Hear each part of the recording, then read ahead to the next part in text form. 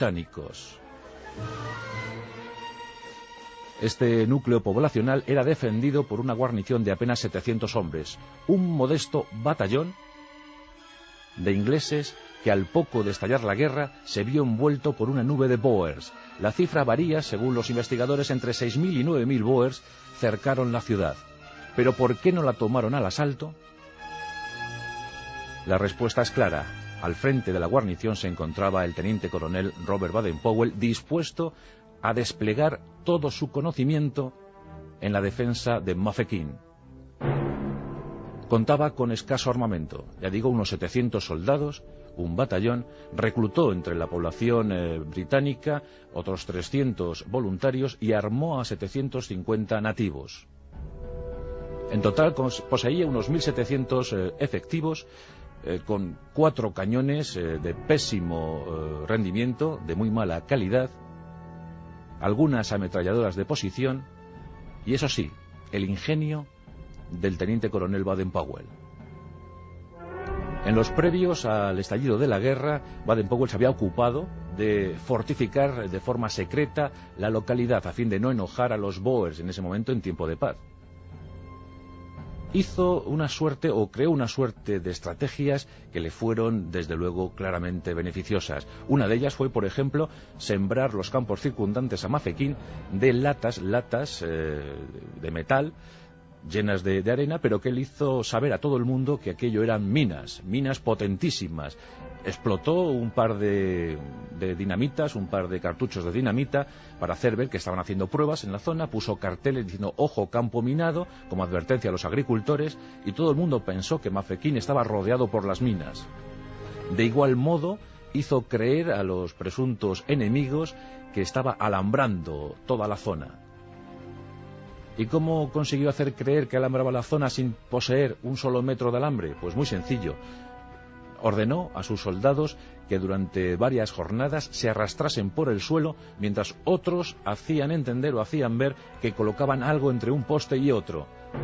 A distancia eso era invisible y todo el mundo pensó que Mafeking había sido rodeada por el alambre de espino. Luego levantó una suerte de complejos, de edificaciones de fortines, en los que hizo pensar al enemigo que había piezas artilleras. En fin, que Mafeking apenas tenía armamento digno para una defensa o para repeler una ofensiva del enemigo, pero el ingenio, la habilidad de Baden-Powell llegó a crear un ambiente en el que los Boers se delucidaron que aquello sería muy difícil de tomar al asalto y por tanto recurrieron a la técnica del asedio. Si los Boers hubiesen tenido mejor información, seguro que la historia de Baden-Powell hoy no la podríamos contar. Pero aquel hombre hizo lo imposible, hizo un milagro. Una población utilísima, vital para los británicos, fue defendida durante 217 días, que conmovieron a la opinión pública inglesa. Durante el día, ya cuando los Boers llegaron el 14 de octubre, durante esos días, Baden-Powell ordenaba que las piezas artilleras se moviesen constantemente, que fuesen de un lado de un reducto a otro, disparando lo que podían, para hacer entender que había muchas más piezas de las que realmente tenían, ya digo, 4. Incluso llegó a poner en servicio un viejo cañón de 1770, al que bautizaron como Lord Nelson, y que no, lo único que hacía era ruido. Pero lo tenían y lo usaban como buenamente Dios le daba a entender. Los soldados británicos debían estar permanentemente en celo, tenían que estar siempre vigilando, siempre dispuestos a repeler una agresión y por tanto el sistema de comunicaciones se resentía. ¿Y qué hizo Baden-Powell? Reclutar a los jóvenes, a muchachos entre 10 y 16 años. Y a estos chicos, Baden-Powell les insufló tanto optimismo, tanta ideología, les dio tanto cariño y tanta motivación que fueron los mejores centinelas y sobre todo los mejores enlaces de comunicación. Estos chicos se tomaron casi como un juego su misión y fueron vitales para la defensa de Mafeking. Esos chicos con 10, 11, 12 años corrían para transmitir las noticias. Llegaban a puntos lejanos para contar cómo iba la defensa de Mafeking. Y como es lógico, al poco esas noticias fueron llegando al Reino Unido, a Inglaterra. La gente seguía con emoción el asedio a Mafeking. ¿Sería Baden-Powell y sus chicos serían capaces de sostener aquel asedio, aquel sitio? Los Boers se desesperaban. Tenían una artillería evidentemente superior, que manejaban con mucha certeza. Pero a pesar de sufrir bajas, y Baden-Powell sufrió bajas en aquel sitio, parecía que no, parecía que se recuperaban, los uniformes se volvían a poner en uso, parecía que había más munición de la que realmente tenían, había usado todos los recursos al límite, había puesto en marcha su imaginación desbordante, concebida años atrás, en ese momento clave, en ese momento crucial de la guerra Boer. El 16 de mayo de 1900, tras haber sufrido muchas bajas, los Boer levantaban el sitio a Mafeking. La noticia explotó en las calles inglesas. Fue todo un éxito, un acontecimiento, y el héroe de aquella situación, el héroe de aquel episodio, era el teniente coronel Robert Baden-Powell. Orgulloso, recibió una notificación desde la metrópoli, y esta era que la reina Victoria, por sus méritos, le ascendía a general. Mafeking se había salvado con sus habitantes, lo que dio un espíritu y una moral inusitada a las tropas británicas que luchaban en Sudáfrica. El general, el flamante general, fue recibido de forma multitudinaria en su país natal. Todo el mundo hablaba de él. Era el héroe del momento, el defensor de Mafeking.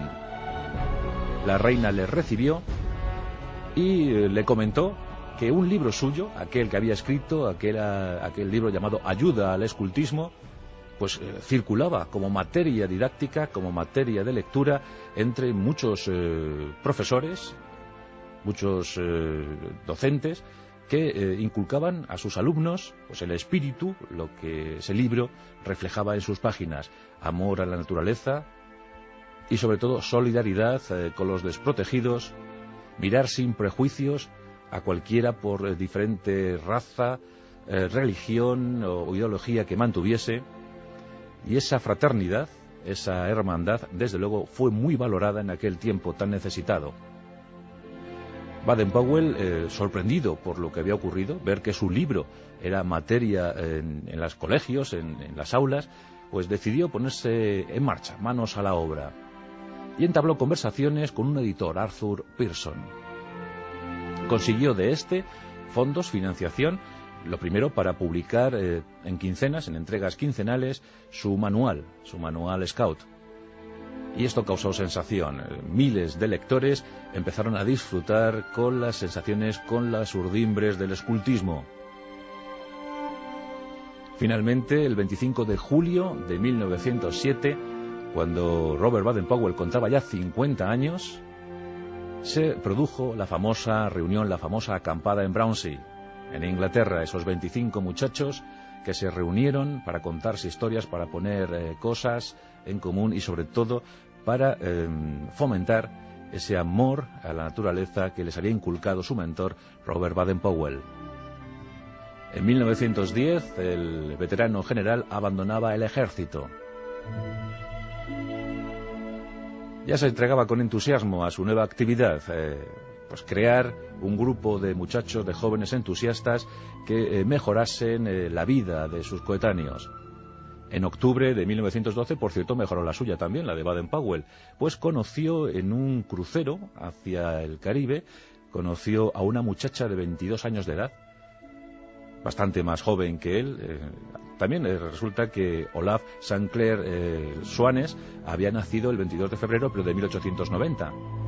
Tenía 22 años, 33 menos que el que sería su esposo Robert. Pero se enamoraron y juntos pues fructificaron una unión de la que vinieron 3 hijos. Eso ocurría en 1912. Al poco estallaba la Primera Guerra Mundial y, para sorpresa de todos, más de 150.000 chicas y chicos se habían alistado en los Scouts. A ellos se les encomendó custodiar los lugares clave del Reino Unido en ese momento terrible del primer conflicto mundial. Y los 150.000 chicos y chicas cumplieron a la perfección con sus objetivos. Se hicieron tremendos